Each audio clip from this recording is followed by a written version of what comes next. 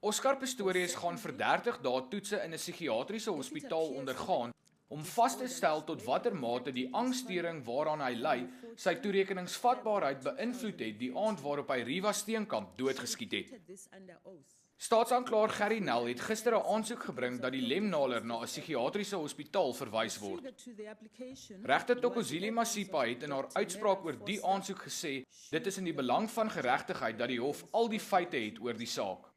The question is whether there was a reasonable possibility that a referral of the accused for observation in terms of Section 79 of Act 51 of 1977 would reveal inter alia that at the time the crime was committed, the accused suffered from a mental disorder which could have resulted in his not being criminally responsible for his act.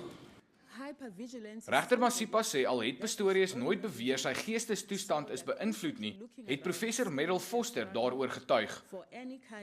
Daarom het sy die verdediging se verweer dat die bevindinge nie gestaaf is nie en hul versoek dat die staat se aansoek afgekeur moet word van die hand gewys.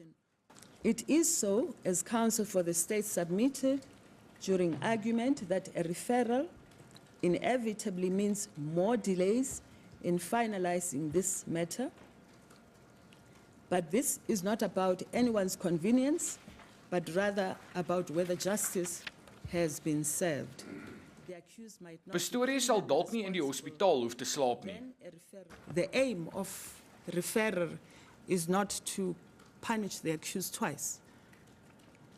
So if there is a possibility of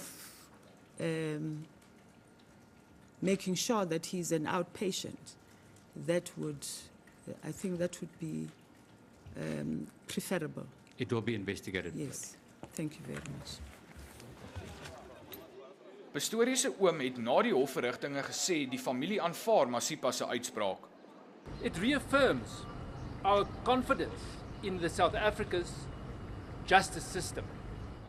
Die finale bevel sal volgende Dinsdag bekragtig word nadat die staat en verdediging oor die bepalinge ooreengekom het.